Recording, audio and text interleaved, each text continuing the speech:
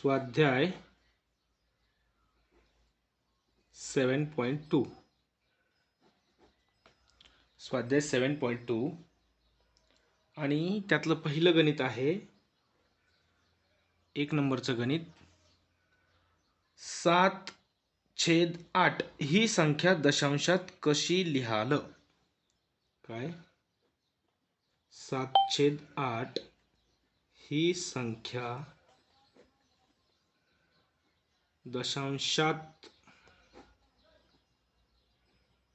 कशी लिहाल असा प्रश्न आहे. आणि सगळं म्हणजे शॉर्टकट कसं करता येईल की 1/8 ची किंमत आपल्याला ध्यानात पाहिजे, परंतु त्याच्यापेक्षा सगळ्यात सोपं काय, सरळ सरळ याचा भागाकार करणे. 7ला 8ने भागायचे. कसं भागणार बघा, 8ने 7ला भाग जात नाही म्हणून भाग दिला पहिल्या शून्याचा. 8 0 0, 7तून 0 गेला 7 राहिले, मग पॉईंट द्यायचा अधिकार मिळतो आणि 0 देता येतं. 0 घेण्यासाठी आपल्याला पॉईंट द्यावा लागतो. आता झाले 70, मग 7 8 56, 7 9 63 आणि 7 आपलं 8 8 64 आणि 8 9 72 होतात. 9 72 जास्त होतात म्हणून 8 8 64. 70 मधून 64 गेल्यावर 6 उरतात. 0 घेऊ शकतो आपण वरून म्हणजे पॉईंट दिल्यामुळं. आता 8 7 56 आणि 60 मधून 56 गेल्यावर 4 उरतात. पुन्हा 0 घेता येतो. 8 5 40. अतिशय सोपं. 40 मधून 40 गेल्यावर 0 राहतो. म्हणजे या संख्येचं 7/8चं दशांशात काय रूपांतर होईल, तर त्याचं आन्सर आहे, आन्सर इज 0.875 आणि त्याचा ऑप्शन आहे सी. अशा प्रकारे हा पहिला प्रश्न पूर्ण होतो. दुसरा प्रश्न बघू आपण आता. बघा प्रश्न दुसरा काय आहे, 2 नंबरचा प्रश्न आहे. 0.04 या संख्येला व्यवहारी अपूर्णांकात कसे लिहाल? या संख्येला व्यवहारी अपूर्णांकात कसे लिहाल असा प्रश्न आहे. आता व्यवहारी अपूर्णांकात लिहिण्यासाठी आपण काय करतो की अंश आणि छेद तयार करतो. मग अंश आणि छेद होण्यासाठी या संख्येत उजवीकडे 2 संख्या सोडून पॉईंट आहे, म्हणजे छेदामध्ये काय असणार आहे, 100 असणार आहे आणि अंशामध्ये काय असणार आहे, तो अंक 4. याला आपण संक्षिप्त करू शकतो. मग संक्षिप्त केल्यावर याला काय येईल, तर 4ने भाग जातो याला, कारण 4ची कसोटी काय सांगते की एकक दशक स्थानी 0 असेल तर 4ने भाग जातो. म्हणून 4 1 4, दोघांना पण 4ने भाग जातो. 4 2 8 उरला 2 झाले 20 आणि 4 5 20. म्हणजे जो काही व्यवहारी अपूर्णांक तयार होणार आहे तो आहे 1/25. म्हणजे हे पण जर उत्तर हे दिलं असेल तर संक्षिप्त न करता हे उत्तर पण त्याचं बरोबर आहे आणि हेही उत्तर बरोबर आहे. अशा प्रकारे हा दुसरा प्रश्न आपण सोडवतो. पुढचा तिसरा प्रश्न बघा. काही जणांची तुमची अडचण होती. 19.01 छेदामध्ये 57.03. ज्यावेळेस आपण तुम्हाला भागाकार शिकवला त्यावेळेस काय सांगितलं की पॉईंट उडवायचे. पॉईंट उडवण्याची सोपी टेक्निक काय दिली होती, 2 संख्या सोडून, म्हणजे 2 संख्यानंतर पॉईंट, उजवीकडे 2 सोडून पॉईंट आहे, वजा छेदात पण उजवीकडे 2 सोडून पॉईंट आहे, दोघांची वजाबाकी करायची, ती येते 0. आता जे काही उत्तर असेल त्या उत्तरामध्ये आपल्याला ना पॉईंट द्यायचा आहे ना 0 द्यायचा आहे. म्हणजे आपल्याकडे याचंच अर्थ काय तयार झाला किंवा याचंच नवीन संख्या 19,901 भागिले 5,703. जर आपण नीट लक्ष दिलं तर बघा 19च्या पाड्यामध्ये 57 येतात, 19 त्रिक 57 होतात आणि 1च्या पाड्यात 3 येतात. म्हणजे 0 1 1 त्रिक 03 आणि 19 त्रिक 57.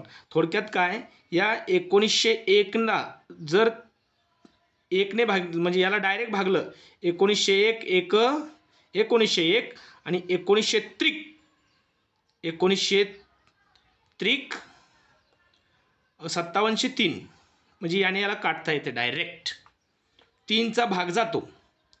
आता जर काटाकाटी केली तर मग आपण दुसऱ्या संख्येने भागायला लागेल. किती होईल? 9 1 10 1 11. म्हणजे अशा संख्या शोधत यायला लागेल की आपण त्याला काटाकाटी करायला लागेल. पण ते सगळं करायची इथे गरज नाही. त्या जाणीवपूर्वक हे दिलेलं आहे की मोठी संख्या दाखवली पण त्याचं उत्तर शॉर्टकट तुमच्या लक्षात यायला पाहिजे की हे 5703 हे 1901च्या पाड्यातले आहेत. आणि तो पाडा म्हणजे असा व्हायला पाहिजे की 19 त्रिक 57 आणि 01 त्रिक 133. म्हणजे थोडक्यात काय, याचं संक्षिप्त केल्याच्या नंतर 1/3 हे त्याचं उत्तर. Option number A. हे आपल्या लक्षात यायला पाहिजे की हे एकमेकांच्या पाड्यातल्या संख्या आहेत आणि त्याच्यासाठी पाडे चांगले पाठ पाहिजेत. आता 1901 इतका मोठा पाडा पाठ करण्याची गरज नाही, परंतु जर तुमचा 19चा पाडा नीट पाठ राहिला असता तर तुमच्या हे लक्षात आलं असतं की 19च्या पाड्या 57 येतात. 19 3 जा 57. परंतु त्याच्यासाठी तो पाडा पाठ असला पाहिजे. पुढचा चौथा प्रश्न आहे 23/1000 या संख्येचे दशांश रूप कोणते? काय? या संख्येचे दशांश रूप कोणते? थोडक्यात काय, हिला पण दशांशाच्या याच्यात लिहायचंय, बरोबर आहे. मग या संख्येचे दशांश रूप करायचे. दशांश रूप करण्यासाठी तुम्हाला सोपी पद्धत काय सांगितली होती की खाली 3 झिरो आणि एकावर 3 झिरो म्हणजे वरती अंशामध्ये 3 संख्या सोडायच्यात आणि उजवीकडे 3 संख्या सोडून पॉईंट द्यायच्या. म्हणून याचं उत्तर काय येणार आहे की 0.023 आणि त्याचा ऑप्शन आहे C. Okay. Then question number 5. 17/125 ही संख्या दशांशात कशी लिहाल? बघा, 17/125 ही संख्या दशांशात कशी लिहाल? ही संख्या दशांशात कशी लिहाल? आता दशांशात कशी लिहायची म्हणजे पॉईंटमध्ये काढायचे. मग याच्यासाठी बघा, काही काटाकाटी होत असेल तर ठीक, नसेल होत तर आपण सरळ भागाकार करू शकतो. किंवा जर 1/125 ची किंमत आपल्याला माहिती असेल तर ती खूप छान, परंतु ती लक्षात ठेवायला पाहिजे. 2-3 दिवसानंतर सगळं विसरून जातंय. मग तसं न करता सरळ सरळ काय करायचं, 17ला भागायचं कितीने? 125ने. आता 125चा पाडा येत नाही, परंतु 17ला काय 125ने भाग जात नाही. मग पहिलाच भाग द्या शून्याचा. 125 0 0. 17मधून 0 गेल्यावर किती राहतात? 17. आता दिला पॉईंट, मग घेतला 0. आता झाले 170. 125ने 170ला भाग जातो 1चा. 125 1 125. बघा, इथे 10 झाले, इथे 6 राहिले. 10तून 5 गेले 5. 6तून 2 गेले किती राहतात? 4. आणि इथे 0. आपण आता घेतला 0. झाले 450. 450ला 125ने किती? बघा 75 होतील. 375. 3चा भाग जाईल याला. 125 त्रिक 100 त्रिक 300 आणि 25 त्रिक 75 म्हणजे 375. आणि याची करावी लागेल आपल्याला आता वजाबाकी. मग परत इथून इथे गेले 10. 10तून 5 गेल्यावर 5 राहतात. ओके. इथे 4 राहिले. 4तून 7 जात नाही म्हणून 7चा घेतला, झाले 14. 14तून 7 गेल्यावर किती राहतात? 7. आणि इथे 3 होते, 3तून 3 गेले 0. आता काय होईल, पुन्हा आपल्याला वरून 0 घेता येतो. आणि 0 घेतल्याच्या नंतर 750ला कितीचा भाग जातो याचा आपण विचार करू. समजा आपण 125ला 6चा भाग द्यायचा असेल तर 6चा गुणाकार करायला पाहिजे. बघा 6 पंचे 30, 30 शून्य, हातच्या आले 3, 6 दुनी 12, 12 3 15, 15 5 हातचा आला 1, 6 1 6 आणि 1 7, 750 येतात. ओके. मग 125 संग किती 750.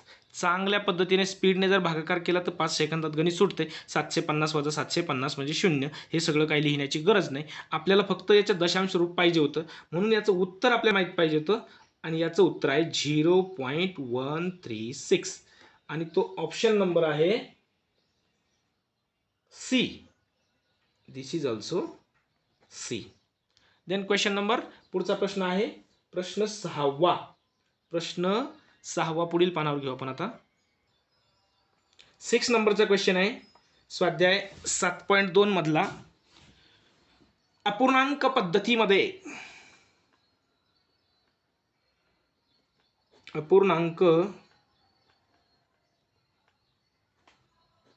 पद्धतीमध्ये सुलभीकरण केल्यावर, अर्थ पण समजून सांगतो मी त्याचा. सुलभीकरण केल्यावर, सुलभीकरण म्हणजे सोपे केल्यावर, सुरळीत सोडवून घेतल्यावर, थोडक्यात काय त्याला सरळ रूप दिल्यावर म्हणजेच सोडवल्यावर. फक्त अपूर्णांक पद्धतीमध्ये याचं जे काय आहे ते उत्तर आपल्याला अपूर्णांकात काढायचे, व्यवहारी अपूर्णांकात. मग त्यात पूर्णांकयुक्त अपूर्णांक असे 4 पर्याय आहेत आपले. बघा अपूर्णांक पद्धतीमध्ये सुलभीकरण केल्यावर कशाचे उत्तर काय येते बघा. 2.75 minus 1.25 plus 4.75 minus 3.80 याचे उत्तर येते. सुलभीकरण केल्यावर याचे उत्तर येते. किती येते असा तो प्रश्न आहे. मग याचं आपल्याला हे सोडवायचं आहे आधी. बघा 2.75 मायनस 1.25. आता इथे मायनस करायचं आहे. पॉईंट नंतर दोन संख्या, पॉईंट नंतर दोन संख्या. मायनस करायला काय अवघड नाही. ही मोठी संख्या, ही लहान संख्या आहे. मोठ्या संख्येतून लहान संख्या वजा करा म्हणजे 5 minus 5 is equal to 0. Then 7 minus 2 5. जिथे पॉईंट तिथे पॉईंट. दोनातून एक गेला, एक राहिला. याच्यामध्ये किती मिळवायचे अधिक 4.75 मायनस 3.80. ओके. ह्या झिरोला काय व्हॅल्यू नसते, परंतु ठीक आहे असू द्या. आपण काय करू आता याची बेरीज करू. 5 बघा पॉईंट नंतर दोन संख्या, पॉईंट नंतर दोन संख्या असल्यामुळे बेरीज करायला काही अवघड नाही. 5 आणि हे 5 आणि हे 0 किती झाले 5. 0 आणि 5 5. देन 7 आणि 5 7 5 12. 12 12शी 2. जिथे पॉईंट तिथे पॉईंट. हातचा आला 1. 4 1 5 1 6. 6.25. याच्यातून मायनस करायचे 3.80. आता आपण करून घेतलं ते ऑलरेडी. पॉईंट नंतर दोन संख्या, पॉईंट नंतर दोन संख्या आलेल्या, त्याच्यामुळे थोडंसं काही कठीण नाही आहे. या 5 मधून हे 0 गेला. 5 मायनस 0 5. ठीक आहे ना. ही मोठी संख्या, ही लहान संख्या आहे. मोठ्या संख्येतून लहान संख्या वजा करायची आहे. 2 minus 8 होत नाही. सो याच्याकडून एक कॅरीला घेतलं. इथे 12 झाले. इथे 5 राहिले. ओके. 12 minus 8. 12तून 8 गेल्यावर किती राहतात तर इथे 4 राहतात. ठीक आहे. आता इथे राहिले 4. जिथे पॉईंट तिथे पॉईंट. आता इथे राहिले 5. 5मधून 2 गेले, सॉरी 3 गेले. 5मधून 3 गेल्यावर किती उरतात 2. 2.45. 2.45 असं हे दशांशात रूपांतर आलंय. दशांशात त्याचं उत्तर आलंय. परंतु आपल्याला त्याचं उत्तर काय पाहिजे व्यवहारी अपूर्णांकात. मग हे 2 पूर्णांक आहे. 2 पूर्णांक 2 पूर्णांक जे काही अपूर्णांक आहेत ते आहेत 45 आणि 2 संख्यानंतर पॉईंट आहे म्हणून छेदामध्ये 100. आता आपल्याकडे जे 4 ऑप्शन आहेत ना, ते पहिला ऑप्शन आहे 2.9 दुसरा बी ऑप्शन आहे 2.9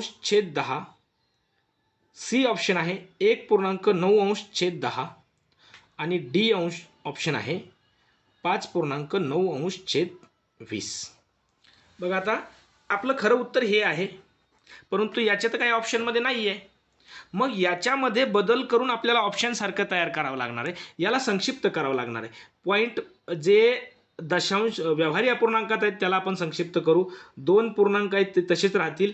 45/100ला कशाने तरी भाग जातो समान संख्येने. 5ने भाग जातो. यस, 5 नव्हे 45 आणि 5 दोन्ही 10 आणि 1 शून्याशी शून्य. म्हणजे याचं उत्तर काय आलं? 2.9°/20 आहे का असं कुठे? 2.9°/20.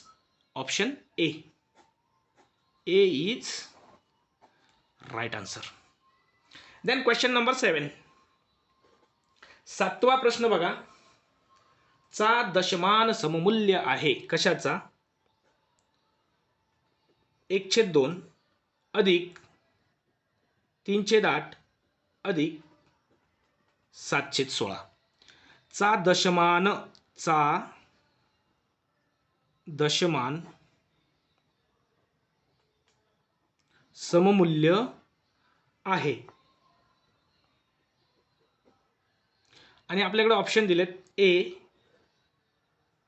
1.3125 बी आहे 13.125 सी ऑप्शन आहे 0.91875 अँड लास्ट डी ऑप्शन आहे 0.5812 अँड देन 5. असं हा 7वा प्रश्न आहे. बघा आता 7व्या प्रश्नाचं उत्तर आपण काढू. ऑप्शन आपल्या समोर आहेत, प्रश्नही आपल्या समोर आहे. याला सोडवायचं आहे आणि दशमान म्हणजे दशांशात लिहायचं आहे, पॉईंटमध्ये त्याचं उत्तर काढायचं आहे. याला अगोदर सोडवावं लागेल. सोडवण्यासाठी छेद समान करणं गरजेचं असतो, बरोबर आहे ना? छेद समान करणं गरजेचं असतो. छेद समान करा किंवा याला डायरेक्ट पॉईंटमध्ये करा ना, हे सोपं जाईल पॉईंटमध्ये करणं, किंवा छेद समान करून. कसंही छेद समान करून त्याला काढा, मग पॉईंटमध्ये करा, तसं करा. काय होईल? छेद समान करायचा 16 करायचा आहे. मग याला 16 करण्यासाठी 2 गुणिले किती? 8. 8 दुनी 16 होतात ना, म्हणजे खाली 16 झाले छेदामध्ये. तेव्हा 8ने याला गुणलंय म्हणून वर अंशाला पण 8ने गुणणार आपण, तेव्हा तिथे 8 होणार. अधिक या 8ला 2ने गुणलं की 16 होणार. 8 दुनी 16 म्हणून या 3ला पण 2ने गुणावं लागेल, तिथे 6 होतील. अधिक इथे ऑलरेडी 7/16 आहे. आता याची बेरीज केल्यावर छेद तोच राहील 16. बेरजेत काय होईल बघा, 1 याच्यात टाकला की 7 7 7 म्हणजे 7×3=21. काय म्हटलं मी? या 8तला 1 काढला, याच्यात टाकला. आता 1 काढल्यामुळे इथे 7 झाले, याच्यात टाकल्यामुळे इथे 7 झाले. इथे ऑलरेडी 7 आहे आणि 7 7 7 म्हणजे 7×21 होतात आणि तिघांची बेरीज झाली 21. मग 21/16 याला दशांशात करायचं आहे. एकतर आपल्याला ते 1/16ची किंमत माहीत पाहिजे, किंवा सरळ सरळ याचा भागाकार करा. 21ला 16ने भागा. बघा काय होतंय? दशांशात करायचं ना आपल्याला उत्तर. हे काय आपल्याकडे उत्तर आहे बघा. मग 16×1 16. 21 मधून 16 गेल्यावर किती राहतात बघा? 16 17 18 19 20 21 बरोबर, 5 उरतात. हे 5 आणि वर काहीच नाही आहे, आपल्याला पॉईंटमध्ये भाग द्यायचा आहे म्हणून इथे दिला पॉईंट. आता घेतला 0. आता थोडंसं आपण जरा ऑप्शनकडे बघूया. 1 पॉईंट पाहिजे, 1.3 जे काय असेल इथे, हे तर उत्तर आपलं नसेल. ओके, हेही नसेल. ओके, आणि हेही नसेल. म्हणजे एवढं जर केलं तर आपलं उत्तर लगेच समजेल आपल्याला की अरे याचं तर हे उत्तर आहे. ओके, परंतु आपण पुढे सोडवून बघू. बघा 16 16 उजले 5 मग घेतलं 0.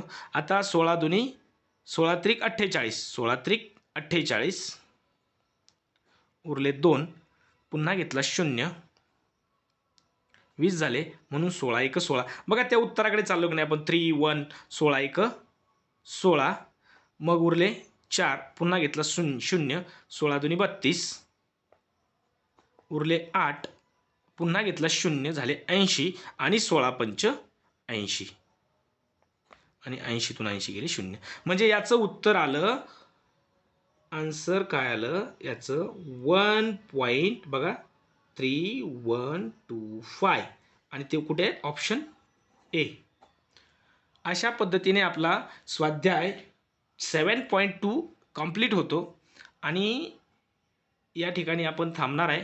तेव्हा जर तुम्हाला काही अडचण आली तर स्वाध्याय 7.2 यूट्यूबला बघा आणि क्लिअर करून घ्या. ओके, फक्त 20 मिनटं